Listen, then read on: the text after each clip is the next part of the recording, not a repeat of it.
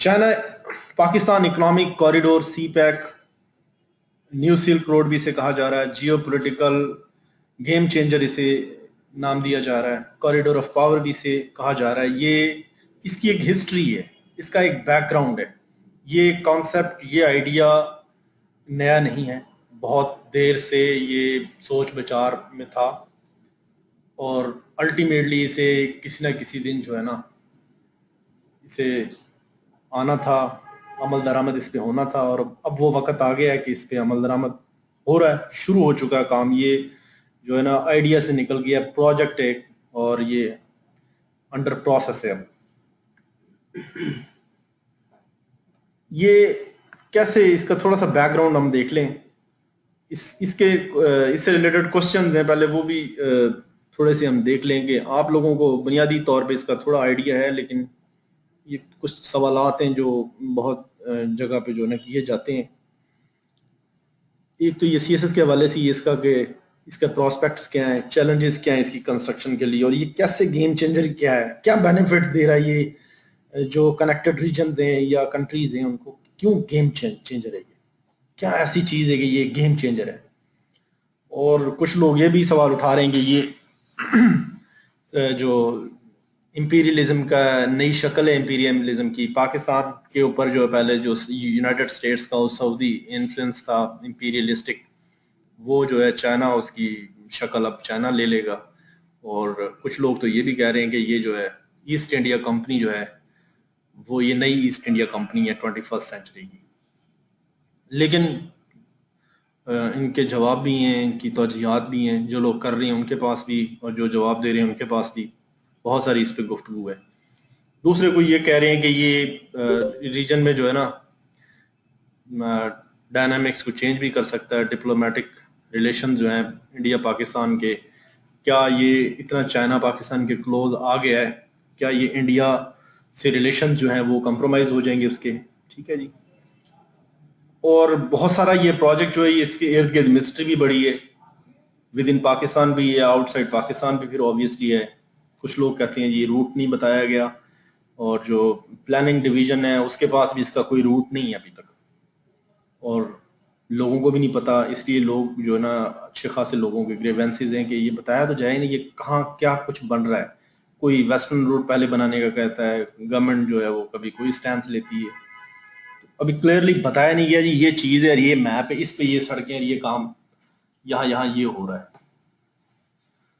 दूसरा ये भी, ये कुछ लोग सवाल उठा रहे हैं कि ये चाइना जो है वो ये भांपते हुए कि पाकिस्तान के अंदर मिलिट्री का एक जो है ना पेरिनियल रोल रहा है, तो चाइना ये इस बात पे इंसिस्ट कर रहा है बैकडोर चैनल्स के थ्रू के जो जितने भी प्रोजेक्ट है ना उसमें आर्मी की कुछ ना कुछ इन्वॉल्वमेंट रहे, सिक्योरिटी के पर्सपेक्टिव से या दूसरे पर्सपेक्टिव से। और इसका क्या इम्पैक्ट होगा, इसका हमारे मुल्क के पॉलिटिकल डायनामिक्स हैं उन पे क्या इम्पैक्ट होगा अगर ऐसा है। अगर चाइना जो है वो आर्मी की इन्वॉल्वमेंट इसमें चाहता है बहुत ज्यादा, तो उसका हमारे कंट्री पे क्या इसका असर होगा, ये सवाल भी हैं। ये सवाल आप ज़हन में रखिएगा, कुछ आंसर करेंगे, कुछ हम डिस्कस भी करेंगे। इसका ये जो मेजर जो स्कीम है ना इस रीजनलिज्म की, वो उसका उससे रिलेटेड एक मैप में जो है ना वो आपके सामने डिस्प्ले करना जा रहा हूँ। चाइना का ये एक जो है ना बड़ा ब्रॉडर एजेंडा है, जिसका ये सी पैक जो है ना ये छोटा सा पार्ट है, अगरचे ये बहुत अहम पार्ट है इसका, लेकिन ये छोटा पार्ट है। ये जो मैप आपके सामने नजर आ रहा ना आपको, ये चाइना से निकलने वाले सारे रूट हैं, इसके कॉरिडोर्स हैं। ये सारे सी पैक नहीं है, लेकिन ये चाइना का जो रीजनल ट्रेड जिस तरीके से चाइना पूरी दुनिया में फैलना चाह रहा है ना, वो चीजें इन्होंने बयान की हुई। ये जो मैं इसको लाइन भी लगा रहा हूँ, ये जो मैंने येलो लाइन लगाई, इससे नीचे वाली साइड पे जो एरिया है ये चाइना के अंदर है, इसके रूट जो निकल रहे हैं, कोई बीजिंग से निकल रहा है, कोई शंघाई से निकल रहा है, ठीक है, कोई काशगर से होता हुआ जा रहा है। इसमें इसमें जो इसका पोर्शन है ना जी, हमारा सी पैक का पोर्शन वो इतना सारा है। ये पोर्शन मैंने हाईलाइट किया। इसमें जो ये ब्लू लाइन नजर आ रही है ना, जो इस्लामाबाद से होती है कराची और फिर गवादर पोर्ट तक जा रही है, ये हमारे वाला सी पैक है। बाकी इसके सेंट्रल एशिया के साथ प्लान्स हैं, ठीक है जी। कुछ यूरोप तक जा रहे हैं, फ्रांस तक भी, यहाँ पे पेरिस तक नजर आ रही है, ये रेड लाइन जा रही है। तेहरान से ही होती है टर्की जाएगी, और फिर ये यूरोप से होती है जो है ना पेरिस तक जा रही है। उधर से एक लाइन उनकी रशिया से होती हुई जो है मॉस्को से होती है बर्लिन जर्मनी तक जा रही है। ये कनेक्टिविटी के बहुत सारे चैनल्स हैं, बहुत सारे ये कॉरिडोर्स हैं, जिनमें से हमारा जो साउदर्न पार्ट है ना उसे सीपैक का नाम दिया जा रहा है। ये चाइना का एक अखबार है, चाइना डेली, उस अखबार से ये जो मैप उठाया गया। ये वो लोग इमेजिन कर रहे हैं, हम तो सिर्फ वो पार्ट डिस्कस कर रहे हैं ना पाकिस्तान में जो हमसे कंसर्न है, लेकिन उनके जो डिजाइन है वो अच्छा खासा ब्रॉडर है, तो वो उसी हिसाब से उन्होंने ये पब्लिश किया हुआ है। अब हम देखते हैं जी सिल्क रोड जो है, नया silk road, new silk road, ये क्या है, ये कॉन्सेप्ट कहां से निकला है? बुनियादी तौर पे पहले मैरीटाइम जो है ना वो कॉमर्स नहीं होती थी, यानी कि समुद्र के थ्रू ट्रेड नहीं हुआ करती थी। बिफोर क्राइस्ट, कबल मसीह में जो है जमीनी राब्ते ही होते थे। इंसान जो है ना वो इतना फनकार नहीं हुआ था कि वो समुद्र में मैरीटाइम जो ना ट्रेड कर सके।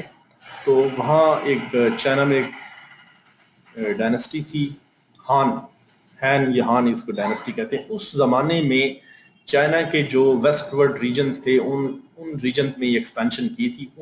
उसी रेफरेंस से इन्होंने एक सिल्क रोड भी बनाया था जो मौजूदा पाकिस्तान में से गुजरता था। ये जो सेंट्रल एशिया में भी बनाए थे, ये वो रास्ते थे जिनके थ्रू वो ट्रैवल करते थे और यूरोप तक भी जाते थे और हमारे पाकिस्तान वाले एरियाज में भी आए हैं। ये अर्ली फॉर्म ऑफ ग्लोबलाइजेशन कहा जाता है। एक तो ग्लोबलाइजेशन ये है ना कि जो इंफॉर्मेशन टेक्नोलॉजी के आने के बाद में इंट्रोड्यूस हुई है, लेकिन जब उस वक्त इंफॉर्मेशन टेक्नोलॉजी नहीं थी और ट्रांसपोर्टेशन टेक्नोलॉजी भी जब नहीं थी, तो इंसानों ने जो है ना ग्लोबलाइजेशन का ये पहला वेव देखी उस वक्त कि एक रीजन जो है वो दूसरे रीजन के साथ राब्ता कर रहा है, ट्रेड कर रहा है, कम्युनिकेशन कर रहा है। ठीक है जी, ये सिलसिला जो है ना वो चलता रहा है। और जब ये क्रूसेड हुई है मिडिल ईस्ट के अंदर, जब अंग्रेज और मुसलमान लड़े हैं और हमारे इलाके में जब ये मुगल्स आए हैं, खासतौर पे ये उसके बाद ही आए हैं, 200-300 साल बाद जब आए, तो इन्होंने ये जो रूट है ना चाइना के साथ राब्तों का, ये सिल्क रूट, ये खत्म हो गया। और दूसरा है कि मैरीटाइम कॉमर्स जो है ना वो भी बढ़ चुकी थी, समुद्र के थ्रू ट्रेड जो है ना वो होना शुरू हो गई थी। तो इसलिए भी ये जमीनी राब्ता जो है ना पुराना सिल्क रोड तर्क कर दिया गया था। चाइना ने जो है ना उससे इतना ट्रेड नहीं हो रही थी, कम्युनिकेशन नहीं हो रही थी, जहाजों के थ्रू जो है ना वो होती रही। आज तक ये मैरीटाइम कॉमर्स ये चलती रही है। ठीक है जी, और इसके नुकसानात भी हुए हैं कि चाइना को और जो दूसरे ममालिक हैं लैंडलॉक कंट्रीज, तो खैर वो लैंडलॉक हो गए। पहले तो उनकी चाइना के साथ भी ट्रेड होती थी, यूरोप तक भी होती थी, लेकिन जब वो ये सिल्क रोड खत्म हुआ जो पुराने ज़माने में था, तो वो लैंडलॉक हो गए कंट्रीज। वो कहीं जो रीजन थे सेंट्रल एशिया में, वो कहीं दूसरे ममालिक से जो है ना ट्रेड नहीं कर सकते, रवाबत कम हो गए, मैरीटाइम बढ़ गई। जो कंट्रीज जो कोस्टल एरियाज पे या सी पोर्ट्स इनके पास थी, वो अब समुद्री जहाज़ों के जरिए ट्रेड करना उन्होंने शुरू कर दी। और ट्रेड जो है इस वक्त मौजूदा सेंट्रल एशिया में, इसी वजह से जो रीजनल ट्रेड है ना वो 6.2% है आपस में। ये एक परसेंटेज है कि कितने परसेंट ट्रेड वो आपस में कर रहे हैं, ये 6.2 है। इतनी ट्रेड ये कम हो गई है रीजनल कि विद इन सेंट्रल एशिया ये जो जितने भी ममालिक हैं ये 6.2% ट्रेड कर रहे हैं, बाकी ये सारी बाहर से चीजें मंगवाते हैं। ठीक है, रीजनल ट्रेड जो है उनकी बिल्कुल खत्म हो गई थी। ठीक हो गया जी। इसके बाद जी अब जो सिनेरियो है ना इस वक्त साउथ एशिया में, क्या सिनेरियो है ट्रेड का, रीजनल ट्रेड का क्या सिनेरियो है, वो हमें देखना चाहिए। जिस पस मंजर में ये चीज आ रही है, ये कॉन्सेप्ट जो है वो जिसने जान पकड़ी है, ये किस सिनेरियो में ये आया यहाँ पे हमारे कंट्री में या हमारे रीजन में, वो एक कंपैरेटिव लुक हम देख लेते हैं यहाँ पे। ठीक है, दुनिया के दूसरे रीजन से भी उसका कंपैरिजन है। ये मैंने एक स्टैटिस्टिक्स जो है ना वो आपके सामने डिस्प्ले की है। इसमें अगर आप लेफ्ट साइड पे जो आपको नजर आ रहा है ना ग्राफ, इसमें देख लें जी कि दुनिया के मुख्तलिफ जो रीजन्स में ट्रेड हो रही है उन्होंने बताई। जैसे यूरोप में उन्होंने ये इसका ग्राफ में इतना साइज इसका बताया हुआ है। ठीक है, ईस्ट एशिया में ये इतना है, लैटिन अमेरिका में ये इतना है, साउथ एशिया जो है वो लोएस्ट दिखाया हुआ है। जो ये 4 रीजन्स का जो कंपैरिजन किया है ना इंटर रीजनल ट्रेड में, वो ये दिया हुआ है, उनके जीडीपी का पार्ट का जो है ना परसेंटेज के तौर पे दिया गया, ठीक है। और रीजनल एक्सपोर्ट का जो उन्होंने कंपैरिजन दिया, उसका उन्होंने चार्ट भी राइट साइड भी दी, उसमें भी पाकिस्तान जो है वो बहुत नीचे है। ये एपैक जो है ना, एशिया पैसिफिक इकोनॉमिक जोन है, ये भी एक किस ममालिक की यूनियन है आपस में ट्रेड के लिए, ठीक है जी। इसी तरह ये यूरोपियन यूनियन है, ईयू जो है, ईयू। इसी तरह नाफ्टा है, north American free trade agreement जो है। नाफ्टा कोई इतनी बड़ी इतने अच्छे नहीं है वहां पे रिलेशन भी, लेकिन ये फिर भी हमसे ऊपर है। ये नाफ्टा में ये मैक्सिको भी आता है। इसी तरह ये आसियान है, ये साउथ ईस्ट एशियन कंट्रीज की एसोसिएशन है, यहाँ पे भी ट्रेड हमसे ज्यादा है। रीजनल एक्सपोर्ट जो है उनकी, ठीक है जी। तो सूरत हाल इतनी अभी रीजनल ट्रेड की वो खुशाइन नहीं है मौजूदा अब तक, लेकिन ये सारी बदलने जा रही है, ठीक है जी। पाकिस्तान का सिनेरियो भी थोड़ा सा देख लेते हैं कि पाकिस्तान की क्या सिचुएशन है और क्या पाकिस्तान का रोल है अभी तक उस सिचुएशन के हवाले से, ठीक है जी। पाकिस्तान की जो सूरत हाल है वो हर मामले में हम पीछे हैं। सोशल सेक्टर्स के हमारे इंडिकेटर्स ये दिए हुए हैं। लिटरेसी हमारी जो है वो कम है South Asia as a region के हवाले से, इंडिया के हवाले से भी। बांग्लादेश की भी अच्छी लिटरेसी रेट है और श्रीलंका का भी बहुत अच्छा लिटरेसी रेट है। बांग्लादेश का तो शायद 90 के करीब है, श्रीलंका का भी इतना ही है। और चाइना का जो बहुत ही ज्यादा है, ये 2014 तक की स्टेटिस्टिक्स हैं, ठीक है जी। ये सोशल सेक्टर्स के इंडिकेटर्स हैं, सोशल इंडिकेटर। इन्फेंट मोर्टेलिटी ये रेट दिए हमें जी, ये हमारी नीचे लेफ्ट साइड पे जो ग्राफ है, इसमें भी पाकिस्तान देखते हैं आप, सूरत हाल पाकिस्तान की दी हुई है, ठीक है जी। इसी तरह ये इसमें हाई यानी कि इन्फेंट मोर्टेलिटी चाइना में कम है, यानी कि वहां पे हेल्थ की फैसिलिटीज वगैरह अच्छी हैं, ठीक हो गया। बांग्लादेश से हम थोड़े से, बांग्लादेश ही हमसे बेहतर है। इसी तरह लाइफ एक्सपेक्टेंसी है, ये किसी कंट्री की जो सोशियो इकोनॉमिक जो इंडिकेटर्स हैं वो उसके बारे में, उसकी इकोनॉमी और बहुत सारी चीज़ों के बारे में बड़ी चीज़ें उनसे पता चलती हैं देख के। लाइफ एक्सपेक्टेंसी भी इसी तरह है जी, हमारे कंट्री में वो लाइफ एक्सपेक्टेंसी जो है 67 है, ठीक है जी। और हमारी सिचुएशन माजी से तो इम्प्रूव हुई है, लेकिन आप ये देख लेना कि चाइना ने 43 से स्टार्ट लिया था और आज उनकी 75 पे लाइफ एक्सपेक्टेंसी। ये 1960 से लेके 2013 तक का कंपैरिजन दिया हुआ। अगर नीचे ये देखेंगे ना डिटेल में तो आपको ये चार्ट में चीजें नजर आ जाएंगी। अगर किसी को ये थोड़ा सा कंफ्यूजिंग लग रही है तो कोई बात नहीं, परेशानी की कोई बात नहीं। ये जो 60% का रेट आ रहा है, ये 2% का इसमें इजाफा हुआ है 58 से। अगर 60% लेटेस्ट स्टेटिस्टिक्स 2015-16 के इकोनॉमिक सर्वे में अगर आए हैं, बड़ी अच्छी बात है, बेहतर बात है।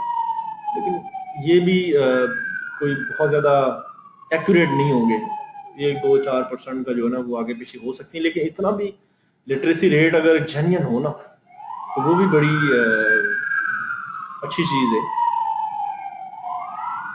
हाँ जी, बिल्कुल, लाइफ एक्सपेक्टेंसी से यही मुराद है। आगे हम थोड़ा सा देखते हैं जी। और ये हमारा जीडीपी है और पर कैपिटा दिया हुआ है जी, चाइना का बड़ा हाईएस्ट है जी, बिलियंस में ये फिगर्स हैं सारे। और हमारा जो आगाज है अगर हम आप देखें तो वो तकरीबन एक जगह से हुआ था। ये नीचे इन्होंने 1960 में जो है ना ये बिगिनिंग दी हुई है, मैंने नीचे एक वो भी किया हुआ हाईलाइट करके। यहाँ से हम एक जैसा यानी कि हमारा आगाज हुआ था, तो हम आहिस्ता आहिस्ता आहिस्ता आहिस्ता जो है ना हम जीडीपी में देख लें कितना फर्क आ गया। चाइना हमसे 2 साल बाद इंडिपेंडेंस मिली थी 1949 में, इसको माओ से के रेवोल्यूशन के बाद। और इंडिया और पाकिस्तान तो एक साथ थे। खैर, साउथ एशिया का जो ओवरऑल है वो भी जीडीपी का पर्सपेक्टिव दिया हुआ। इसी तरह पर कैपिटा है उसमें भी हम लो हैं। ये हमारी मौजूदा सूरत हाल है। इकोनॉमी हमारी जो है वो एज अ होल बुरी है तो उसका इम्पैक्ट भी ट्रिकल डाउन होता है। बेसिकली ये बोथ वे होता है, ठीक है। ये भी हमारा कम है पर कैपिटा। ये कुछ फिगर, कुछ थोड़े से ये वर्ल्ड बैंक के फिगर्स हैं। ये 34 इन्होंने पाकिस्तान के शो किए हैं दूसरे ग्राफ के अंदर। ये कुछ थोड़े से ज्यादा मजीद हो गए हैं फिगर्स। रिसेंट जो इकोनॉमिक सर्वे आया है लास्ट ईयर का, उसमें ये फिगर्स कुछ बढ़ी हैं, लेकिन चाइना से तो इनका ऑब्वियसली कोई कंपैरिजन नहीं बन रहा।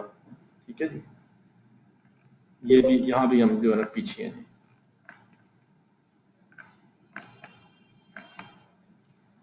ये फॉरेन डायरेक्ट इन्वेस्टमेंट है जी।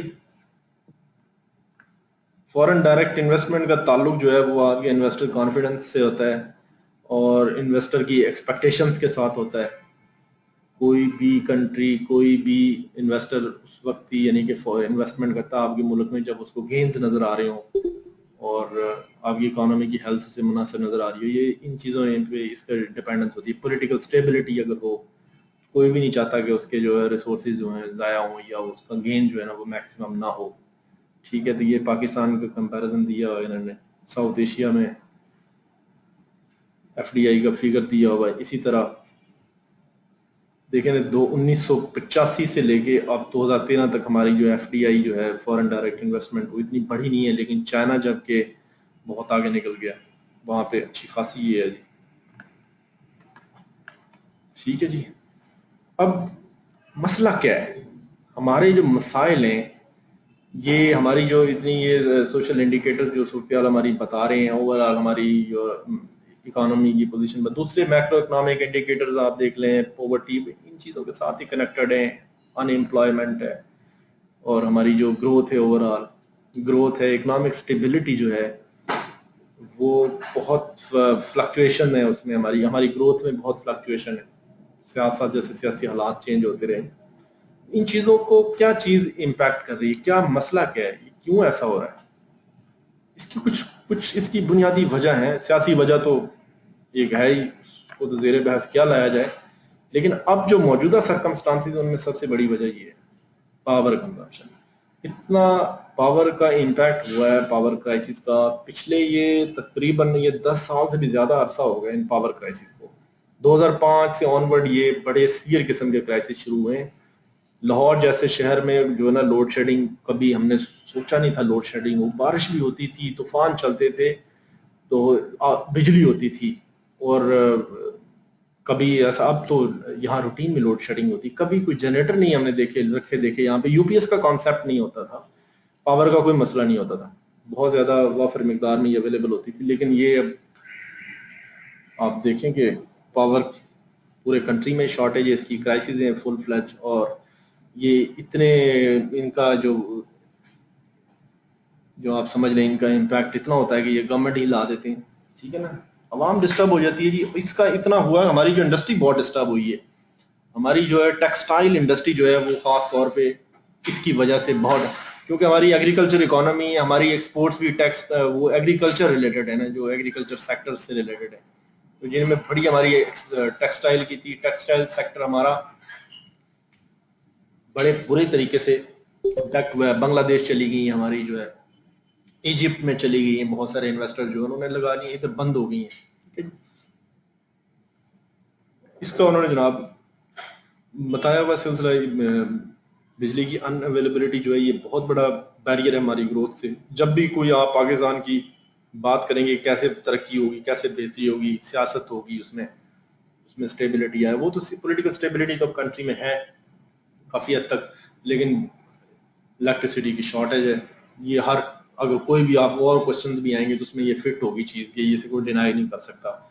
इसने हर तरीके से जो है इम्पैक्ट किया है। गैस की शॉर्टेज है, देख लें आप, सुबह सर्दियों में गैस की बड़ी शॉर्टेज है। ठीक है जी, उसके अलावा जी इंफ्रास्ट्रक्चर का मसला है जी। हमारे मुल्क में सड़कें बन रही हैं ताज़ा ताज़ा, काफ़ी बन रही हैं, लेकिन ये इन्होंने बताई ये पर 1000% ये किलोमीटर इन्होंने दी हुई है शायद। हाँ जी, 1000 लोगों के लिए 1.5 किलोमीटर सड़क है पाकिस्तान के अंदर। ठीक है, 1000 लोगों के लिए 1.5 किलोमीटर सड़क है। तो 1000 लोगों की अगर लाइन बनाई जाए, शायद वो 1.5 किलोमीटर में तो मुश्किल वही पूरे आएंगे। तो बड़े बड़े जो है इलाके हैं जो इसकी वजह से, वो कहते हैं कि जो सड़क है ना, जो रोड जो है, जहाँ पे आपने तरक्की लानी हो ना, डेवलपमेंट लानी हो, सड़क बना दे वहाँ पे बिजनेस भी शुरू हो जाएंगे, वहाँ पे लोग आना जाना भी शुरू हो जाएंगे, वहाँ पे कारोबार भी इस्टेब्लिश होंगे, वहाँ पे लोग घर भी बनाना शुरू कर देंगे। इतने सारे बिजनेस निकल आते हैं सिर्फ एक सड़क बनाने से। रोड नेटवर्क का बहुत रोल है। रोड नेटवर्क का आप ये और चीजों में बहुत अमल दखल है। ये हमारी जो बहुत ज्यादा माइग्रेशन हो रही है ना मुल्क के अंदर, जो अर्बन एरिया की तरफ लोग आ रहे हैं, वो एक्चुअली अगर रूरल एरिया से कम्यूट करने में लोगों को आसानी रहे तो लोग गांव से नहीं आएंगे अगर वो इजीली पहुंचे। हमारे रोड नेटवर्क सही नहीं है। अगर आपने किसी मेजर सिटी में जाना है या आपने कोई और फैसिलिटीज एक्सेस करनी है तो आपको दिन जाया पूरा करना पड़ता है अगर आपने वापस आना जाना हो। वरना जैसे बाहर के ममालिक में, इवन जापान वगैरह, चाइना वगैरह में जैसे रोड नेटवर्क हैं या दूसरे रेल नेटवर्क हैं, वहां पे 10-10 घंटों का सफर वो 1.5 घंटे में कर लेते हैं। अगर आप फर्ज करें अगर कराची जाना, अब अच्छी भी कोई ट्रेन जा रही है ना कराची जाते हुए, वो कोई 16-17 घंटे लेती है।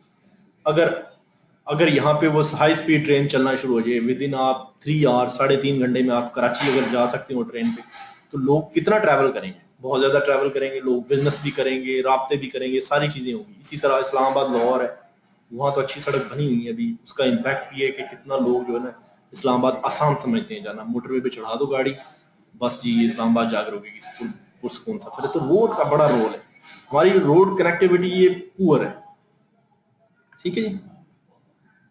और सड़कें हमें बनाने की जरूरत है, खास तौर पे अभी तो मेन जो सिटीज जो है ना वो कनेक्ट नहीं हुए, तो रूरल एरियाज जो हैं, फार फ्लंग एरियाज हैं, फ्रंटियर्स जो हैं, उनकी बारी तो बाद में आएगी, ठीक है जी। ये हमारा है एक इम्पेडिमेंट।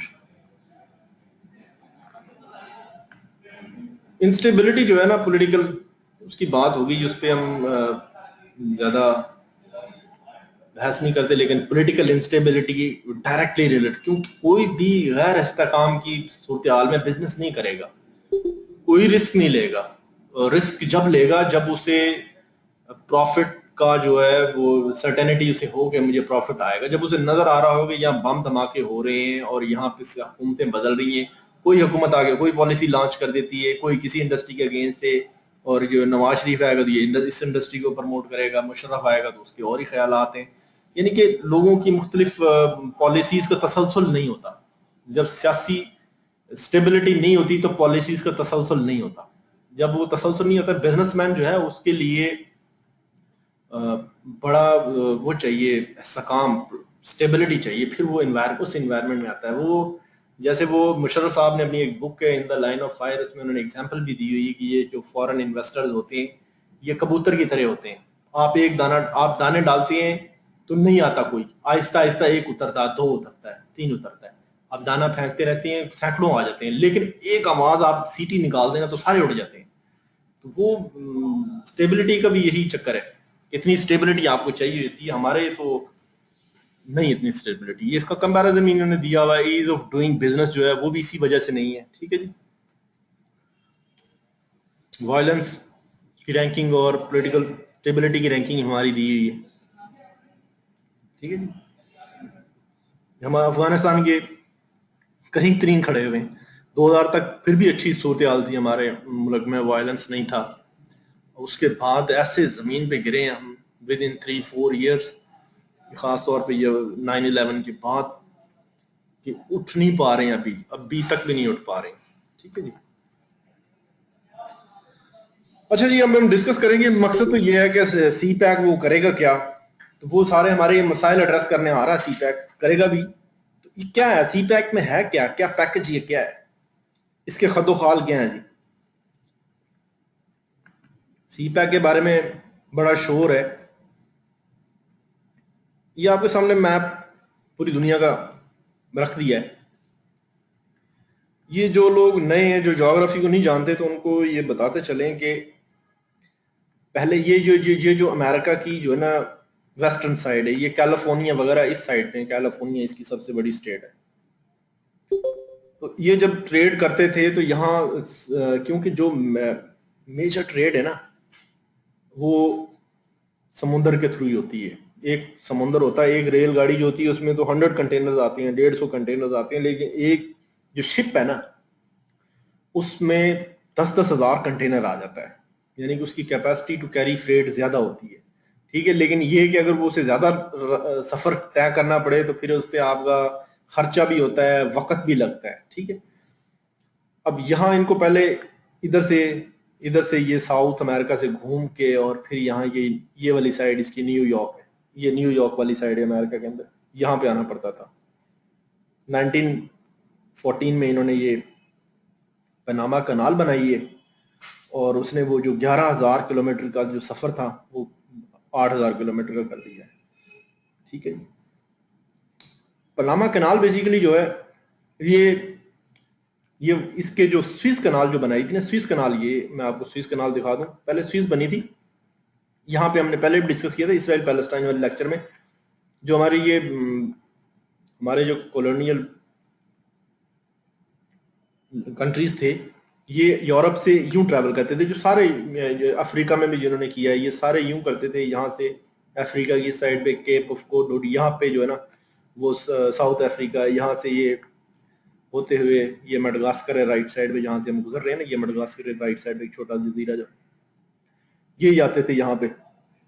ठीक है, और या इन दूसरे ईस्ट एशियन कंट्रीज में जाते थे। ये लंबा सफर था, जब ये 16,000 किलोमीटर उन्होंने बताया हुआ ईस्ट एशिया तक, लेकिन जब ये बनी है स्विस कनाल तो ये मेडिटेरियन सी से, रेड सी से डायरेक्ट कनेक्ट हुई है यहाँ पे, और ये बिल्कुल सारा सफर जो है इनका कम हो गया। ये कॉन्सेप्ट भी वहीं से निकला है।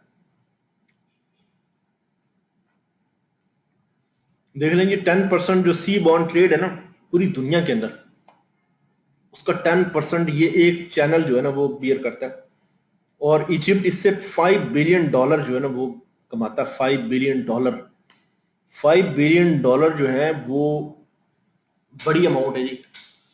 ठीक है,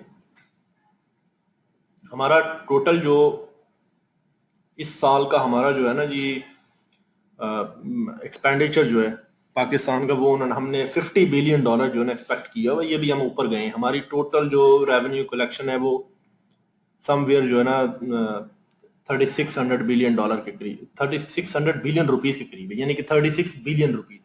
तो ये $5 बिलियन बड़ी अमाउंट है। ये तो जो IMF से हम ले रहे हैं कर्जे वगैरह, ये इतनी अमाउंट तकरीबन हम कर्जे की लेते हैं तो फिर हमारे जो बैलेंस ऑफ पेमेंट्स हैं वो एड्रेस होते हैं, ये बहुत बड़ी अमाउंट है। इसी तरह इसके कंपैरिजन में देख लें तो पनामा जो है वो 5% सी ट्रेड, जो सी बॉन्ड ट्रेड जितनी भी उसका दुनिया के अंदर जितनी हो रही है उसका वो 5% हैंडल करता है, और उससे उनको 2.5 बिलियन पर एनम इनकम भी होती है। ये शायद एक साल पुरानी स्टेटिस्टिक्स हो, नए स्टेटिस्टिक और भी ज्यादा बेहतर पोजीशन में हो। ठीक है, ये यहाँ से निकला है जी, ट्रेड रूट को शॉर्टन किया है, दोनों जगह पे देखा है कि इन्होंने ट्रेड रूट जो है उनको मुख्तसर किया, और उसके बेनिफिट्स देखें जो होस्ट कंट्रीज हैं उन्होंने भी उठाए, और जिन कंट्रीज ने ये ट्रेड की उनको भी बेनिफिट हुए हैं। इसमें अमेरिका के भी पैसे बचते हैं, यूरोपियन दुनिया के पैसे भी बचते हैं, हमारे पैसे भी बचते हैं जितना रूट शॉर्ट होता है। ऑब्वियसली चीजें, फ्रेट के अखराजात कम होते हैं, टाइम जो है वो शॉर्ट हो जाता है, टाइम का जो मसला वो भी एड्रेस हो जाता है। ठीक है जी, तो उसको मद्देनजर रखते हुए इन्होंने बनाया है। इसका मैप भी मैं आगे दिखा देता हूँ आपको सी पैक का। ये करने क्या जा रहा है सी पैक में इसका ज्यादा फोकस जो है ना सबसे पहले इंफ्रास्ट्रक्चर बनाने पे, क्योंकि उसको इन्होंने यूटिलाइज करना है। इंफ्रास्ट्रक्चर जो है ना हमारा रोड इंफ्रास्ट्रक्चर है उसको इन्होंने यूटिलाइज करना है, चाइनीज ने गवादर से कनेक्ट होने के लिए वो ये बना रहे हैं, उसमें बहुत ज्यादा इन्वेस्टमेंट है। इसके अलावा जो हमारा एनर्जी सेक्टर है उसके अंदर बहुत ज्यादा इनकी तवज्जो है। उसके लिए उसकी वजह ये है कि जब पाकिस्तान में स्टेबिलिटी होगी ना, इसीलिए ये वो दूसरी जो ना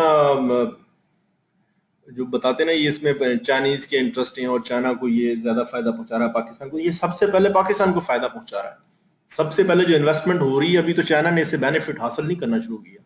जो भी एनर्जी सफिशिएंसी आ रही है, जो ये 2018 तक कह रहे हैं कि पाकिस्तान में जो एनर्जी सफिशिएंसी आ जाएगी, बेसिकली उसका मकसद ये कि पाकिस्तान जब पॉलिटिकली और इकोनॉमिकली ठीक होगा तो वो रूट इस्तेमाल कर सकेंगे ना। अगर सड़क के इर्द गिर्द कोई भी ऐसी सड़क जहां पे चोरी डाके होते हैं, हम रात को नहीं गुजरते वहां से, ठीक है ना, तो हम उस सड़क को नहीं इस्तेमाल करते।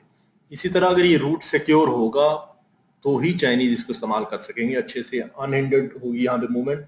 इसलिए वो इस सेक्टर में हमारे कर रहे हैं ताकि हमारी इकोनॉमी बेहतर हो, यहाँ पे लोगों को रोजगार मिले। जब उनको रोजगार मिलेगा खुशहाली होगी, और बहुत सारी बीमारियां इसी से एड्रेस हो जाएंगी जो पॉवर्टी से रिलेट करती हैं। इंफ्रास्ट्रक्चर बिल्ड होगा। देखें यहाँ पे इन्होंने एनर्जी को प्रायोरिटी रखा है जी, सबसे पहले प्रायोरिटी एनर्जी को रखा है, जिसमें वो 10,400 मेगावाट जो है ना वो प्रायोरिटी पे उन्होंने रखा हुआ है। ये हमने इसकी इंस्टॉलेशन करनी है हर रोज, हर महीने कोई ना कोई जो है ना इनॉग्रेशन हो रही है। इस वक्त भी एनर्जी में हमारी एडिशन हो रही है, किसी दिन 200 मेगावाट की हो रही है, किसी दिन 500 मेगावाट की, ठीक है। उसकी उन्होंने कॉस्ट भी बताई, 15 बिलियन रुपीज ये प्रायोरिटी जो प्रोजेक्ट्स हैं उनमें लगा रहे हैं। फिर दूसरे प्रोजेक्ट्स हैं जिनमें वो भी एनर्जी से रिलेटेड है, उनमें 18 बिलियन लगा रहे हैं, सड़कें ये बना रहे हैं, ठीक है, और रेल नेटवर्क बिछा रहे हैं। रेल नेटवर्क जो है तो पाकिस्तान में ऑलरेडी भी है, लेकिन वो उसी वक्त का पुराने जमाने का, उसके बाद उस पर ज्यादा काम नहीं हुआ। दुनिया में जो इनलैंड ट्रेड होती है ना, एक कंट्री टू कंट्री होती है जो सी के थ्रू होती है, अगर उसके बाद इनलैंड जो ट्रेड होती है उसका सबसे चीप और सबसे बड़ा सोर्स जो है वो रेल होती है। हमने रेल को छोड़ दिया, हमने कहा है कि जहाज आ गए हैं और मोटरवेज बन गई, शायद सड़कों पे ट्रेड। सड़कों पे तो आपका एक जो ट्रक है वो लेके जा रहा है एक कंटेनर को, जो रेलगाड़ी है वो 150 कंटेनर ले जाती है और 4 ट्रकों 5 ट्रकों जितना वो खर्चा करती है। ये बहुत एफिशिएंट मीन है आज भी ट्रांसपोर्टेशन का, रेल जो है। रेल का वो नेटवर्क बनाएंगे जी। इस मौजूदा नेटवर्क को भी उनका इरादा है। अभी ये मिनिस्टर साहब जो हैं इसके रेलवेज के, उन्होंने भी ऐलान किया था कराची टू लाहौर जो है ना वो डबल वे कर देंगे रूट, अभी सिंगल वे रूट का, ठीक है। इसी तरह आपको ये नजर आ रहा होगा जी गवादर एयरपोर्ट, ये फर्स्ट फेज में उनका ऐलान है जी। गवादर एयरपोर्ट जो है इसको डेवलप किया जाएगा। गवादर पोर्ट वहां पे ऑलरेडी मौजूद है और वो पोर्ट जबकि बिल्कुल छोटी है, काफी देर से वो एग्जिस्ट करती है। गवादर पोर्ट अथॉरिटी भी वहां पे थी, लेकिन वहां पे जो है ना वो ट्रेड नहीं हो रही थी। सिर्फ गवर्नमेंट के जो शिपमेंट थी वहां पे आती थी, जैसे ये फर्टिलाइजर है या वीट वगैरह गवर्नमेंट ये भेजती थी, मंगवाती थी, वो किस्म की उसमें जो है ना वो चीजें आ रही थी इस वक्त तक। मैं यहाँ पे गया था 2009 में गवादर में, तो उस वक्त ये इतना ठीक था, बस बहुत ज्यादा डेवलप नहीं हुआ था। लेकिन वो मुशर्रफ दौर में एक दफा इसको लगा था पुश करने लगे थे, चीजें ज्यादा स्पीड अप थी, लेकिन बीच में आगे वो थोड़ी सी रुक गई, ठीक है। ये और ट्रांसपोर्टेशन के मीन्स बना रहे हैं जी, इस पे भी ये लगा रहे हैं, ये हमारी और ऑरेंज ट्रांसपोर्टेशन लाइंस बन रही हैं, ठीक है। और फाइबर ऑप्टिक केबल सिस्टम ये लगा रहे हैं वो भी, और दूसरे प्रोजेक्ट्स भी। इसमें टोटल ये $45 बिलियन प्लस हैं। अब जब इन्होंने इसमें थोड़ी सी एडिशन भी की है, ये बता रहे हैं ये 50 बिलियन प्लस ये प्रोजेक्ट्स इसके टोटल चले जाएंगे। और राइट साइड पे जो ग्राफ इन्होंने शो किया हुआ उसमें बता रहे हैं कि हमारी जो FDI है ना वो इतना उसमें फर्क आएगा 2030 तक। वो कह रहे हैं इस यहाँ पे हमारा ग्राफ जो है ना वो चला जाएगा FDI का, फॉरेन डायरेक्ट इन्वेस्टमेंट का। लोगों को बेनिफिट होगा, फॉरेनर्स को, फॉरेन इन्वेस्टर्स को, तो वो हमारे कंट्री में आएंगे, इन्वेस्टमेंट बढ़ेगी, रोजगार बढ़ेगा, ठीक है जी। ये इसके गवादर का मैप थोड़ा सा दिया हुआ है आपके सामने, ये डिस्प्ले हो जाता है, तो मैं इसमें थोड़ा सा आपके साथ डिस्कस भी करते हैं इसको। ये आपके सामने डिस्प्ले हो गया जी। बेसिकली जो गवादर पोर्ट है ना, मैप पे भी आप जाके देखें, ये अभी अभी तक भी जो सूरत हाल है वो टोटल गवादर शहर में सारा बता रहा हूं। ये है जी, ये दायरा मैंने लगा दिया। इसमें जो व्हाइट कलर का नजर आ रहा है आपको, ये एक पैच है समुंदर के अंदर है, और ये हल्की सी पट्टी जो ग्रीन कलर की हमें नजर आ रही है ये लैंड का पोर्शन है, जिसकी जो विड्थ है ना वो 2 किलोमीटर होगी, ज्यादा होगी। तो ये इस लैंड के पोर्शन को टच कर रहा है। हमारी जो पोर्ट है ना उसको मैं निशान लगा दूं आपको, यहाँ पे हमारी पोर्ट है, ये गवादर पोर्ट। ये मैंने छोटा सा लाइन, ये गवादर पोर्ट इस जगह पे एग्जिस्ट करती है। ये व्हाइट कलर का जो पोर्शन है, यहाँ पे एक हाउसिंग स्कीम है और होटल हैं, और अभी ये गैराबाद जगह है, लेकिन ये थोड़ा ऊंची जगह है। ये डीप सी पोर्ट है। डीप सी पोर्ट वो होती है जहां पे आपको नेचुरल समुद्र में एक जगह बनी होती है। आमतौर पे जब आप समुद्र का जो किनारा होता है ना उसमें ढलवान होती है, ठीक है जी। जब ढलवान होती है तो वो वहां पे आपका जो है शिप नहीं आ सकता, वो तो उससे दूर रुकना होता है। लेकिन डीप सी जब जहां आता है वहां पे ढलवान नहीं होती, डायरेक्ट अगर आप किनारे से छलांग लगाएंगे पानी में तो आप डायरेक्ट नीचे जाएंगे, यानी गहरा पानी होता है। यहाँ पे इस मिट्टी के टुकड़े की वजह से जो ये व्हाइट कलर का नजर आ रहा है, यहाँ पे डीप सी एक एरिया बिल्ड हुआ पड़ा है। यहाँ पे सिल्टेशन नहीं होती, नेचुरली ये डीप सी है, इसको साफ करने की जरूरत नहीं। यहाँ पे डायरेक्ट शिप आके डक पे लग जाती है। ठीक है जी, ये ऐसी फेवरेट लोकेशन जो है ना वो कहीं कहीं होती हैं, बहुत जगह पे हैं।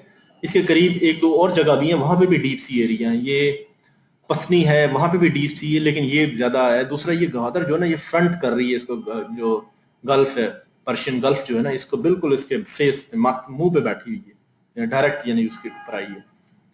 ये इन्होंने इसमें बताए हुए जी, ये काफी सारे कोस्टल हाईवे तो ऑलरेडी बनी हुई है।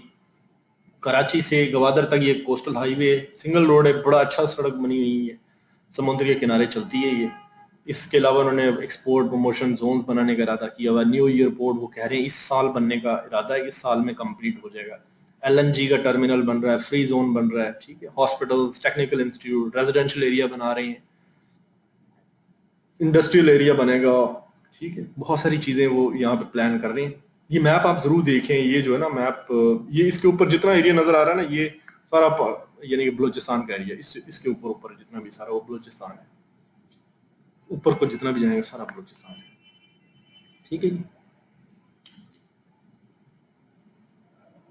आगे हम देखते हैं जी इसका एयरपोर्ट और इसका गवादर पोर्ट की मजीद डेवलपमेंट जो है ना, क्योंकि अभी ये पोर्ट बड़ी होगी, जब ये पोर्ट बड़ी होगी तो इसको इसकी कैपेसिटी बढ़ानी पड़ेगी। इस वक्त इस पे हार्डली एक या दो शिप जो ना एट अ टाइम जो डक पे आ सकते हैं इसके, तो इसके टर्मिनल्स उन्हें बढ़ाने पड़ेंगे, क्योंकि जब इस पे चाइना के साथ ये कनेक्ट होगी तो इस पे ट्रेड ज्यादा हो रही होगी, इस पे ज्यादा शिप यानी कि वो आएंगे, हजारों की तादाद में आया करेंगे, सालाना सैकड़ों की तादाद में, हो सकता है एट अ टाइम जो है हंड्रेड्स ऑफ शिप्स जो है ना वो लाइन में लगे हों। तो उनको अकोमोडेट करने के लिए जितनी जल्दी एक शिप आता है पोर्ट के ऊपर खड़ा होता है तो वो उसे खाली होने में भी टाइम लगता है। ठीक है, इसको कैपेसिटी इसकी बढ़ाएंगे, वो ये डेवलप करेंगे इसको फर्दर, और यहाँ भी एक एयरपोर्ट बनाएंगे जी, इंटरनेशनल एयरपोर्ट। इस वक्त इसके नियरेस्ट एयरपोर्ट जो है ना वो तुर्बत में है। ठीक है जी, और गवादर में एयरपोर्ट बनेगा, शायद एयरफोर्स वालों ने बनाया हो, लेकिन बाकायदा जो है ना एयरपोर्ट हमारा इंटरनेशनल यहाँ पे नहीं है। ये फेज 1 में ये चीज करना चाह रहे हैं। पाकिस्तान को इसके क्या बेनिफिट होंगे? सबसे पहले पाकिस्तान को इसके बेनिफिट होंगे जी, वो क्या है बेनिफिट, शुरू हो गए हैं बेनिफिट। हमारी सबसे बुनियादी जो मसला है ना एनर्जी है, वो एनर्जी का मसला ये हल करने का दावा है इनका जी। इतनी इन्वेस्टमेंट आ रही है इसमें, 30 बिलियन के करीब करीब इन्वेस्टमेंट डॉलर की आ रही है। पाकिस्तान तो इतना आया है इंडिपेंडेंटली जो है ना वो नहीं सोच सकता, क्योंकि पाकिस्तान में डेवलपमेंट का बजट ही नहीं है, हमारा बजट बहुत लिमिटेड है। 2018 तक ये कह रहे हैं जी इंशाल्लाह जो है हमारी जो प्लांट सप्लाई है और वो जो हमारी डिमांड बढ़ रही है वो उसमें जो है ना वो इक्विलिब्रियम आ जाएगा और वो पूरी हो जाएगी। ठीक है, अच्छी बात है, सबसे बड़ा एडवांटेज होगा ये इलेक्ट्रिसिटी की सप्लाई का। और इसके अलावा ये बिजली जब हमारे पास आएगी और रोड नेटवर्क बनेगा, इतनी सारी इन्वेस्टमेंट इससे आ रही है, इससे एक्सपेक्ट ये किया जा रहा है कि 1.5% की एडिशन जीडीपी ग्रोथ हुई, हमारी 4% की हो रही है या 5% की जो भी जीडीपी ग्रोथ ये एक्सपेक्ट कर रहे थे हर साल, उसमें 1.5% का जो है ना जी जो है वो असर पड़ेगा उसके ऊपर, ये इसका डायरेक्ट इम्पैक्ट होगा। और इनडायरेक्ट इम्पैक्ट इसका ये होगा कि हमारा जीडीपी का जो पोटेंशियल है मजीद बढ़ने का। जीडीपी क्या होता है, ये आपकी जो ग्रॉस डोमेस्टिक प्रोडक्शन है ना उसका हर साल वो बढ़नी चाहिए, उसका साइज वॉल्यूम बढ़ना चाहिए। तो कितना परसेंट वो बनता है, इस साल अगर आपका 100 है, अगर वो नेक्स्ट ईयर 105 हो जाता तो इसका मतलब आपकी इकोनॉमी का जो आपकी जीडीपी है ये 5% बढ़ा है। तो ये एक्सपेक्ट किया जाता है, अच्छे जो है ना ये 5 से ऊपर ही होता है। इंडिया का जो है वो 6, 7, 8 तक चल रहा है। इस साइज अगर इकोनॉमी ग्रो कर रही हो, जीडीपी आपका ग्रो कर रहा हो तो एक बड़ा अच्छा इंडिकेटर होता है। ठीक है जी, इसका इम्पैक्ट ये जी। और ये इन्वेस्टमेंट के साथ जो है ना हमारे कंट्री में प्राइवेट सेक्टर में इन्वेस्टमेंट भी आएगी। ये चाइनीज जो इन्वेस्टमेंट है इसके साथ दूसरी इन्वेस्टमेंट भी आएगी और लोग भी आएंगे, होगा, कॉन्फिडेंस बहाल होगा, इलेक्ट्रिसिटी एड्रेस होगी, ठीक है जी, इंफ्रास्ट्रक्चर के इश्यूज जो हैं वो एड्रेस होंगे, और साथ में एम्प्लॉयमेंट जनरेशन होगी और ह्यूमन रिसोर्स डेवलपमेंट भी होगी, ठीक है जी। ओवरऑल इम्पैक्ट इसका ये है कि 4 to 5% हमारी जो बेस है ना, बेस लाइन जीडीपी की, उसमें इजाफा होगा, ये 6-7 तक जाएगी मीडियम टर्म में इंशाल्लाह। तो ये एक तो ये सस्टेनेबल होगी, यानी कि ये ऐसी नहीं होगी, फ्लक्चुएशन नहीं होगी इसमें कि बढ़ गई कम हो गई, ये बस प्रिडिक्टेबल होगी, इतना इसने बढ़ना ही इकोनॉमी के वॉल्यूम। जो इकोनॉमिक इंडिकेटर्स हैं इनमें तसलसल जो है, प्रिडिक्टेबिलिटी होना जो है ना एक बड़ी अच्छी बात है। अगर इसमें प्रिडिक्टेबिलिटी हो तो उससे भी इन्वेस्टर्स का कॉन्फिडेंस जो है ना वो बूस्ट अप रहता है, ठीक है जी। डायरेक्ट तो इसमें जॉब्स क्रिएट होंगी, इसमें कोई आगे फिगर दिया हुआ स्लाइड में कि डायरेक्ट जॉब इसमें क्रिएट होंगी एनर्जी और इंफ्रास्ट्रक्चर में, जिसमें वो इन्वेस्टमेंट कर रहे हैं, ठीक है। सड़कों में वो बना रहे हैं और प्रोजेक्ट्स वो बना रहे हैं, ऑरेंज लाइन के प्रोजेक्ट बना रहे हैं, एनर्जी के प्रोजेक्ट, इनमें डायरेक्ट जॉब क्रिएशन होगी। इनडायरेक्ट ये है कि ये जो जब ये प्रोजेक्ट बन जाएंगे तो यहाँ पे एक पूरा फ्रेट का एक निज़ाम चलेगा, एक सप्लाई चेन का सिस्टम आएगा, तो उसके अंदर जॉब्स आएंगी, ठीक है जी। और फिर जब ये जॉब्स आएंगी और लोगों के पास पैसे भी आएंगे, कंजम्पशन भी बढ़ेगी, फिर प्रोडक्शन भी बढ़ेगी चीज़ों की, सर्विसेज की, ठीक है। और इसी तरह ओवरऑल ये सारी चीज़ें मिलके जो है ये आपकी ओवरऑल जो है ना ग्रोथ प्रमोट करेंगी, ठीक। ये डिफरेंट किस्म के उन्होंने बताया जी, कुछ तो डायरेक्ट इससे जॉब्स मिलेंगी, कुछ इससे इनडायरेक्ट मिलेंगी, कुछ इससे इंड्यूस्ड होंगी, कुछ इसकी जो ग्रोथ हो रही होगी ऑटोमेटिक, उससे भी आपको जॉब्स मिल रही होंगी कंट्री के अंदर। इनिशियली वो ये इन्होंने तखमीना ये लगाया, 2013 में ये एक स्टडी कराई थी वर्ल्ड बैंक ने, उन्होंने ये बताया जी कि 4 to 5 मिलियन लोगों को डायरेक्टली एम्प्लॉयमेंट मिलेगी, ठीक है। जैसा कि हमारे कंट्री में एवरेज हाउस होल्ड का साइज वो 6 से 7 लोग का अंदाजा उनका, इतने लोग होते हैं। तो इस तरह 3 करोड़ लोग, 30 मिलियन, 3 करोड़ लोगों की जिंदगी डायरेक्टली टच करेगा ये सी पैक जो है, इसका इम्पैक्ट 3 करोड़ लोगों पे। आप अंदाजा लगाएं कि 3 करोड़ लोग इससे इम्पैक्ट हों, उनको उनके घर में 3 करोड़ लोगों के घर में किसी एक बंदे की जॉब हो जाए, जो कि अब सारे बेरोजगार फिर रहे हैं, तो इसका कितना इम्पैक्ट होगा?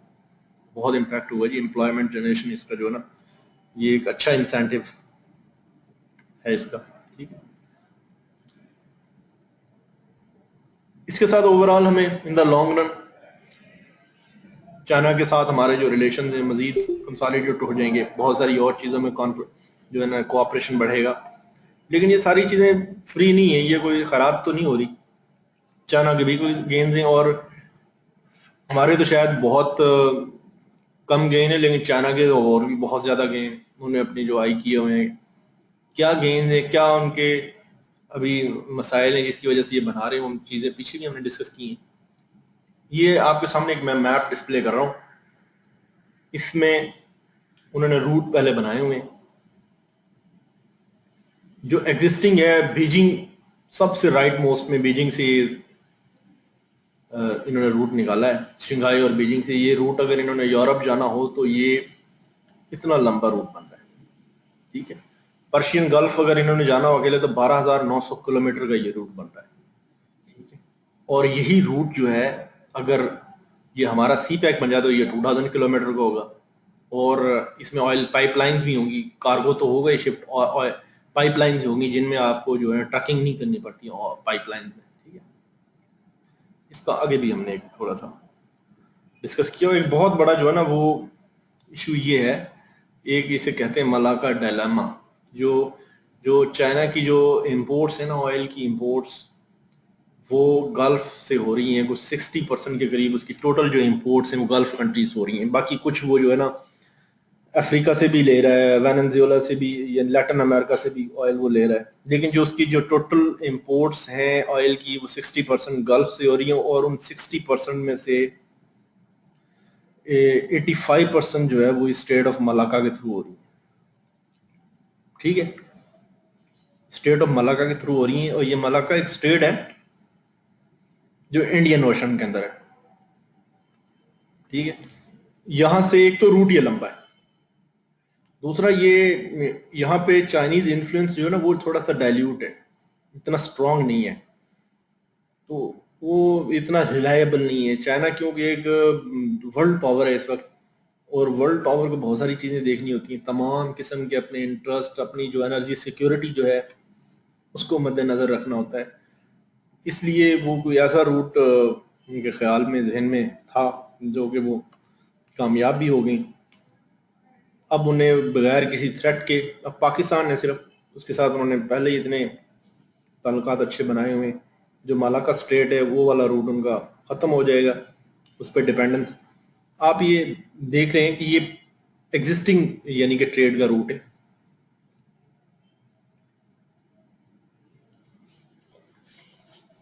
आपको समझ आ रही होगी थी। मलाका डायलेमा यही है कि मलाका स्ट्रेट है, पानी का एक, ये समुद्र के इंडियन ओशन के अंदर एक प्लेस है जहां से इनको गुजरना पड़ता है। मलाका स्ट्रेट एक जोग्राफिकल फीचर होता है, ठीक है, वहां से इनको गुजरना पड़ता है, और इनकी सारी जो है ना ऑयल की इंपोर्ट उसके थ्रू हो रही है। अब वहां से ये, इसका मतलब है कि इंडिया के साथ भी गुजरेंगे। दूसरा, ये पायरेट्स भी हैं रास्ते में, देखें ये इंडियन ओशन के अंदर पायरेट्स हैं, अरेबियन सी के अंदर इतना लंबा रूट लेना पड़ता है। और यहाँ से ये गुजरती हुई जो चीज़ें, मैं आपको मैप भी बना के दिखा देता हूँ, यहाँ पे बड़ी छपी हुई चीज़ें, यहाँ से गुजर के ये जाते हैं यूं, ठीक है, और ये यहाँ से यूं जाते हैं, ये स्टेट ऑफ मलाका से गुजरते हुए फिर ये चाइनीज यहाँ पे जाते हैं, सारा मैप बनाया हुआ है। और यहाँ से फिर ये इनलैंड जाते हैं, यहाँ तक इनकी आबादियाँ तो यहाँ तक ना, काशगर यहाँ तक है, यहाँ भी इनका जा रहा होता है, और दूसरे इलाकों में भी ये जा रहे होते हैं अपने यहाँ विद इन कंट्री। ये इतना इनका रिलायबल नहीं है, पायरेसी भी है और उनके स्ट्रेटेजिक रिलेशन। ये मैप पे स्टेट ऑफ मलाका जो है ना वो यहाँ कहीं लोकेटेड है जी। इसको मैं आपको जो है ना स्टेट ऑफ मलाका दिखा देता हूँ जी, मैप के ऊपर ही दिखा देते हैं आपको।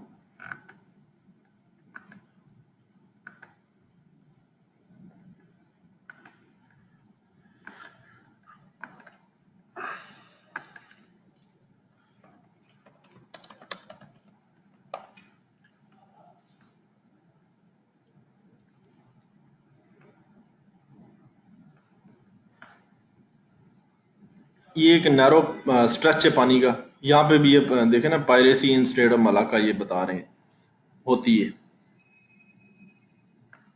मैं इसका एक तस्वीर जो है ना आपके सामने अपलोड करता हूँ। ये इसको अभी मैंने तस्वीर ये वैसे ही हमने सर्च की है, तो ये उसका हेडलाइन उन्होंने दी है, वर्ल्ड्स 8 ऑयल चोक पॉइंट्स। यहाँ पे ट्रैफिक भी हो जाए ना ज्यादा, फिर भी वो चोक हो जाती है, और वैसे भी ड्यू टू जो ना पायरेसी भी खतरा है। दूसरा, स्ट्रेटेजिकली भी ये थोड़ा सा खतरा रहता है। ये आ रही है सामने डिस्प्ले हो रही है, आपके भी इंशाल्लाह सामने डिस्प्ले हो जाती है।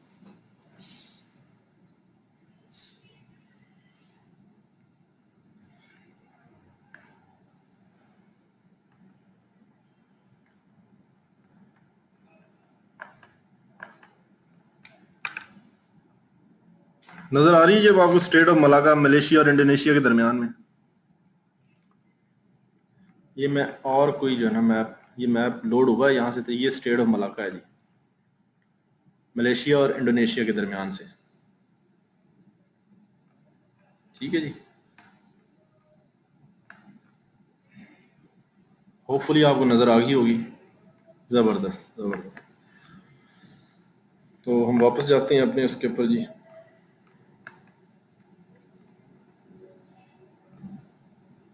अब ये थोड़ा सा एनर्जी सिक्योर करने के लिए, एनर्जी सप्लाई जो है रूट उसका ये भी है। दूसरा, इसकी आगे हम डिस्कस करेंगे कि इससे इतने इन्हें क्या बेनिफिट हो रहे हैं, कितने बेनिफिट्स इससे हो रहे हैं इस रूट को शॉर्ट करने से, कम करने से,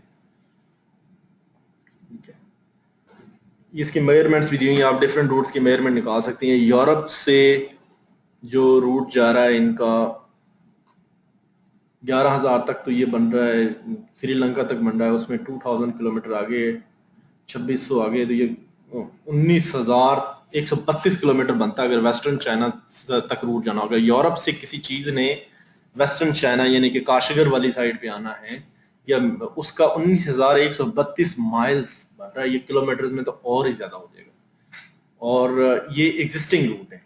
इसी तरह अगर मिडल ईस्ट से अगर वेस्टर्न चाइना में किसी कार्गो ने जाना तो उसे 12,537 माइल्स जर्नी करना पड़ेगा। ठीक है, तो ये एग्जिस्टिंग रूट्स है। लेकिन सी पैक जो हो रहा है इसके बाद ये क्या होंगे, ये सारा जो है ना मलाका वाला चक्कर खत्म हो जाएगा। ये देखें जी, अब यहाँ पे इन्होंने ये रूट दिखा दिए जो हमें 19,000 माइल्स वाला नजर आ रहा था, वो टोटली जो है रिड्यूस हो गया। आपके सामने आपको ये नजर आ रहा होगा। देखिए, जहां हम घूम फिर के इतना जा रहे थे, यहाँ से घूम फिर के हमें यूं जाना पड़ता था। ठीक है जी, यहाँ से यूं जा रहे थे, यूं जा रहे थे। अब ये यहाँ से नहीं आएगा। यूरोप से जो ट्रैफिक आएगी सीधी गवादर जाएगी। कैसे जाएगी जी? गवादर, यूरोप से ये सीधी ट्रैफिक आ रही है, ये रेड सी से ये निकल रही है, इंडियन ओशन में एंटर होगी, यहाँ से ये सीधी गवादर जाएगी। मिडिल ईस्ट से ये सीधी गवादर जाएगी, और ये गवादर से रोड नेटवर्क, रेल नेटवर्क या पाइपलाइन जो ये डेवलप करेंगे उसके थ्रू ये काशगर में चली जाएगी। और काशगर का यहाँ से डिस्टेंस करा गवादर पोर्ट से 1750 किलोमीटर ये डिस्टेंस बता रहे हैं। ठीक है, और इसमें इसमें अगर आप डालें इसको टोटल यूरोप वाले को जो 19,000 कुछ माइल्स आ रहा था, उसमें 1700 डालें तो ये 9,000 से कुछ ज्यादा का डिस्टेंस बन रहा होगा। यानी कि यूरोप से वेस्टर्न चाइना के जो रूट हैं उनमें 50% रिडक्शन होगी रूट की लेंथ में। कॉस्ट ऑफ ट्रांसपोर्टेशन जो है उसमें भी 50 to 65% रिडक्शन होगी। इसी तरह टाइम जो है जितना सप्लाई में लगता है, डेस्टिनेशन जो एक दूसरे से एक डेस्टिनेशन से दूसरे डेस्टिनेशन तक, उसमें भी 50% रिडक्शन होगी। ये बेनिफिट है, वक्त बचा, सफर बचा, पैसे बचे। ठीक है, इसी तरह मिडल ईस्ट है, वहां पे जो रूट है वो 80% उसमें रिडक्शन होगी। यानी कि जो अब उनको 100 किलोमीटर सफर करना पड़ता है वो उनको 20 किलोमीटर करना पड़ेगा, इतना फर्क पड़ेगा। ठीक है, और कॉस्ट ऑफ ट्रांसपोर्टेशन जो है वो 75% लोअर हो जाएगी। इसी तरह टाइम भी 85% तक बच जाएगा। जो चीज जो है 8 दिनों में आनी है, 10 दिनों में आनी है, वो 2 दिन में आ जाएगी। ये सारी चीजें बचेंगी। ये आगे भी इसको हमने थोड़ा सा एलैबोरेट किया हुआ है, वो भी आगे चल के देख लेते हैं। ये आगे जी मजीद कुछ इसका फैक्चुअल पोजीशन बना दी है। जो एग्जिस्टिंग रूट है अगर वो हम कैलकुलेट करें वेस्टर्न चाइना तक जाने के लिए, वो 19,132 माइल्स का है, जिसमें से 16,507 माइल्स जो है वो समुंदर में जर्नी करना पड़ता है। इसके अलावा 2625 जो है वो आप देख रहे होंगे यहाँ पे, मैं इसको हाईलाइट भी कर दूं। ये आपको एग्जिस्टिंग रूट है, ये वाला जी। ठीक है, और यही रूट जो है वो सी पैक के बाद बिल्कुल आधे से भी कम है। ये 900-597 माइल्स पे आ जाएगा, ये रूट उनका बचेगा। सेविंग्स कितनी होगी इसको? डिस्टेंस 50% डिस्टेंस कम हो जाएगा, जो कि ऊपर नजर आ रहा है। इसी तरह जो कॉस्ट है फ्रेट की, वो इनकी 2500 से 3000 जो है ना, वो कंटेनर की कॉस्ट इनको आती है इस वक्त। वो कॉस्ट जो है वो टाइम, यानी कि टाइम भी कम हो रहा है, 50 डेज इस वक्त लग रहे हैं। वही चीज जो है वो 100 यानी कि वो $1,000 में आ जाएगी चाइना तक, और 25 दिन में आ जाएगी। हाफ डे और half cost. Cost of transportation भी कम हो रही है और टाइम भी बच रहा है। इसी तरह जो मिडल ईस्टर्न रूट है उसमें भी इसको बेनिफिट हो रहा है। वो भी आप नीचे उसका भी हम देख लेते हैं, डिपिक्शन जो है ये देख लीजिए आप। ये इस वक्त रूट है 12,537 का। ये रूट टोटल इतना रह जाएगा जी। ठीक है, 80% रूट रिड्यूस हो रहा है, क्योंकि जैसे ही उन्होंने गल्फ से बाहर निकलना, गवादर पोर्ट पे उनके शिप ने लग जाना, वहां से सारी चीजें जो है वो ट्रांसफर हो जाएंगी उसके अंदर, सी पैक के ऊपर चढ़ जाएंगी। ठीक है, 80% बच रहा है, 80% डिस्टेंस बच रहा है। इसी तरह 80%, 75% कॉस्ट भी बच रही है और टाइम भी इतना ही बच रहा है। ये बहुत सोच विचार के बाद वो इतना इन्वेस्टमेंट कर रहे हैं। $40 बिलियन जो है वो लगाने की वजह जो है, ये वो लगा रहे हैं चाइनीज, ये लगाने की वजह ये है कि हमको इतना बेनिफिट है, इतना उनको नजर आ रहा है, तो चाइना को ये बेनिफिट है, ट्रेड के बेनिफिट थे ह्यूज किस्म के। ठीक है जी, आगे हम इसी से रिलेटेड और चीज देखते हैं। ये टोटल जो है ना इंटरनेशनल ट्रेड जो है, चाइना की इंटरनेशनल ट्रेड जो है वो इस सी पैक के थ्रू $50 बिलियन से $200 बिलियन के दरमियान ईयरली होगी। ठीक है, ये इसका ग्राफ बताया हुआ है, और दुनिया के डिफरेंट कंट्री से होगी, यूरोपियन से होगी, ये मिडिल ईस्टर्न कंट्री से होगी, अफ्रीकन कंट्री से भी हो सकती है। ठीक है, इसमें क्या क्या जो है ना वो थ्रेट्स हैं, मसाइल क्या हैं जी, वो भी हम देख लेते हैं। कि इसमें सिक्योरिटी का मसला है जी, ये जो क्योंकि हमारे जो एरियाज हैं वो इतने सिक्योर नहीं है, बलूचिस्तान में ख़ास तौर पे वो सिक्योर नहीं है, इंसर्जेंसी है वहाँ पे, पॉलिटिकल अनरेस्ट भी है, सिक्योरिटी का एक चैलेंज है। इस तरह विद इन चाइना जो है उनका काशगर जो प्रोविंसेस है, प्रोविंस है वहाँ पे उसके साथ एजेसेंट प्रोविंसेस में ये इस्लामिक मूवमेंट्स भी है, वहाँ भी तालिबान बने हुए हैं, वो अभी छुपे हुए थे गिलगित बल्तिस्तान में, लेकिन अब यहाँ से भी उनकी जो है ना जिंदगी इन्होंने तंग कर दी, तो भाग गए हैं कुछ लोग, लेकिन वो लोग मौजूद हैं। ये भी फॉरेन ग्रुप है जी, ये पाकिस्तान बेस्ड नहीं है, लेकिन ये चाइना के अंदर इनके डिजाइन हैं जी तमाम किस्म के। इसी तरह डोमेस्टिक पॉलिटिकल अपोजिशन भी एक चाइना के स्टेट्स को खतरा देती है, उससे भी ये परेशान है, यानी कि लेकिन बहुत ज्यादा नहीं, लेकिन ऑब्वियसली एक इशू है, डिस्कस भी वो करते हैं अपनी सारी चीजों के अंदर, कि हमारी कितनी सियासी जमातें हैं जो इसके खिलाफ हैं, और कितने लोग हैं जो ये समझ रहे हैं कि सी पैक जो है वो पंजाब को फायदा दे रहा है, या ये एक खास खित्ते को फायदा दे रहा है। लोगों में कंसेंसस नहीं है, लोगों को जो है ना इसको बिला वजह भी ये कर रहे हैं, इसको कई लोगों को पता ही नहीं है ये क्या करेगा, बल्कि इसका रूट ही कोई नहीं कि लोगों को पता, लेकिन लोग जो है ना वो कह रहे हैं इसको जो है ना हम नहीं मानते, ये ठीक नहीं है। इंडिया जो कह रहा है ये नेवल बेस होगी जी, ये रूट शूट कोई नहीं है, इंडिया इसके खिलाफ प्रोपेगेंडा ये कर रहा है कि गवादर जो है वो पाकिस्तान की नेवल बेस होगी, ट्रेड रूट ये कम है, और यहाँ पे ये इसके लार्जर हेजेमोनिक डिजाइन जो हैं चाइना वो अपने पूरे करने के लिए, क्योंकि इंडिया ने थोड़ा सा चाइना के साथ वो मुकाबला भी रखा हुआ ना, तो वो ये प्रोपेगेंडा भी कर रहे हैं, और अगरचे इसमें इतनी जान नहीं है, ज्यादातर ममालिक समझती हैं कि ये जेन्युइनली जो है ना इसका ज्यादा इम्पैक्ट जो है वो कॉमर्स रिलेटेड है, बाकी चीजें सारी सेकेंडरी हैं। इसी तरह कुछ लोगों का ये भी ख्याल है कि अमेरिका जो है इसको कोशिश करेगा कि पाकिस्तान को इन्फ्लुएंस करे, ठीक है, और चाइना को जो है ज्यादा बेनिफिट इससे ना हो, लेकिन अब शायद वो वक्त गुजर चुका है।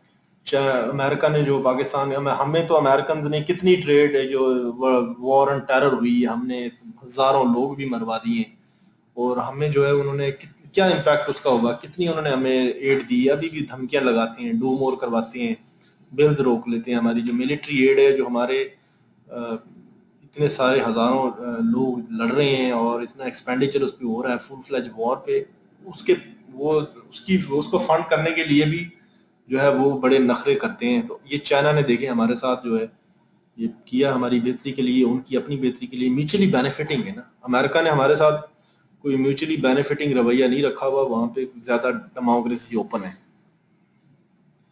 ठीक है जी, थोड़ी सी आगे भी हम चल लेते हैं।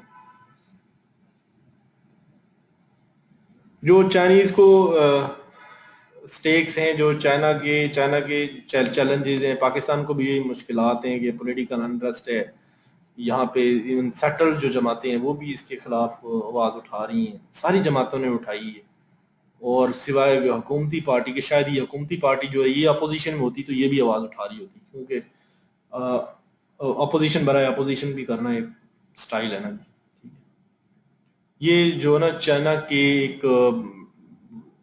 कमेटी है उनकी, कम्युनिस्ट पार्टी की, उसका एक डिपार्टमेंट है, उसमें पॉलिसी रिसर्च ऑफिस में ही है डायरेक्टर जनरल लुआन जियान जैंग, ये इन्होंने बताया जी, इसको पॉलिटिकल, ये 3 किस्म के चैलेंजेस हैं, सिक्योरिटी इश्यूज हैं, एडमिनिस्ट्रेटिव चैलेंजेस हैं और पॉलिटिकल मैटर्स में। पॉलिटिकल मैटर्स में वही सियासतदानों का जिक्र है, ठीक है, डोमेस्टिक अपोजिशन है। सिक्योरिटी इश्यूज में यही ईस्ट तुर्कमेनिस्तान जो है, ये इस्लामिक मूवमेंट है, टीटीपी है, आईएसआईएस जो है ये लोकल बनी हुई है, बीएलए है बलूचिस्तान में, ये आईएसआईएस जो है ये बलूचिस्तान में भी है, बलोच लिबरेशन आर्मी है, बलोच लिबरेशन फ्रंट है। उसके अलावा वो एडमिनिस्ट्रेटिव इश्यूज भी हैं, एडमिनिस्ट्रेटिव चैलेंजेस भी हैं पाकिस्तान की तरफ से, जो चाइना ने जिसकी शिकायत भी की। अभी इन्होंने एक बिल पास किया है कोई 1 वीक पहले, अलर्ज ये कर रहे थे कि पाकिस्तान में जो है ना टैक्स रिलेटेड इनको काफी सारे मसाइल आ रहे हैं चाइनीज कंपनीज को। इन्होंने फिर एक एग्जाम्पशन भी दी है, चाइनीज कंपनीज की जो इंपोर्ट होगी ना उसके ऊपर उनको टैक्स में कोई कंसेशन दी है। तो वो ये कह रहे थे कि बहुत ज्यादा रेड टेपिज्म है, हमारे जो बिजनेस करने लोग यहाँ आ रहे थे उनको रजिस्ट्रेशन में और बहुत सारी चीजों में उनको जो है उनके मामला को लटकाया जाता है, क्योंकि हमारे मुल्क के अंदर गवर्नमेंट डिपार्टमेंट जो है वो एफिशिएंट तो शायद हों लेकिन स्पीड से काम नहीं होते, बहुत स्लो होते हैं, एक रेड टेपिज्म है। तो हकीकतन ये है, इससे वो तंग है, इसका उन्होंने शिकवा भी वो करते रहते हैं, ठीक है। और इसके चैलेंजेस जो है इंडिया के हवाले से हमें है कि इंडिया ने एक रिसर्च पेपर है पंजाब यूनिवर्सिटी के एक जर्नल में छपा है, मसरत आबद और एक आयशा है मैडम, उन्होंने लिखा है ये पेपर। इसमें उन्होंने अलर्ज किया है कि जो $300 मिलियन का एक यूनिट बनाया स्पेशल इंडियन रॉ ने दिल्ली के अंदर, इसको डिस्टर्ब करने के लिए, ठीक है जी। आप लोगों को आवाज आ रही है मेरी?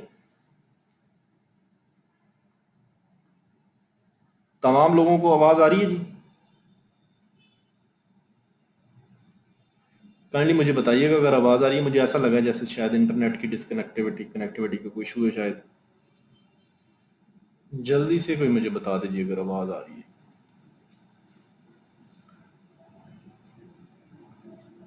अच्छा, जबरदस्त जबरदस्त आवाज आ रही है। ये तो हमने चैलेंजेस इसको डिस्कस कर लिए हैं, इसको क्या है, थ्रेट्स इसको क्या है, बहुत ज्यादा थ्रेट्स नहीं है प्रैक्टिकली स्पीकिंग। अगर आप लिख भी रहे हो तो आप ये बिल्कुल ओपनली लिख सकते हैं कि इसको बहुत ज्यादा जो है ना वो थ्रेट्स नहीं है। ये स्मूदर इसका सारा इम्प्लीमेंटेशन होगी, डोमेस्टिक लेवल पे भी इंटरनेशनल लेवल पे बहुत ज्यादा अपोजिशन नहीं है। इसका रीजनल पर्सपेक्टिव की है क्या है, चाइना और पाकिस्तान तो है ही, बाकी क्या इसको बेनिफिट्स होंगे, कुछ इर्द गिर्द के लोग हैं, सेंट्रल एशिया है जिसमें इंडिया है, उनको क्या बेनिफिट होंगे वो हम देखते हैं। अभी मैं आपके सामने स्लाइड डिस्प्ले करता हूँ। ये इंडिया की स्लाइड आपके सामने आ गई जी। क्या इंडिया की लिए अपॉर्चुनिटीज हैं? ये जो है ना ग्रेविटी मॉडल है इसका, ट्रेड का ग्रेविटी मॉडल जो है सोशल साइंसेज में एक मॉडल है।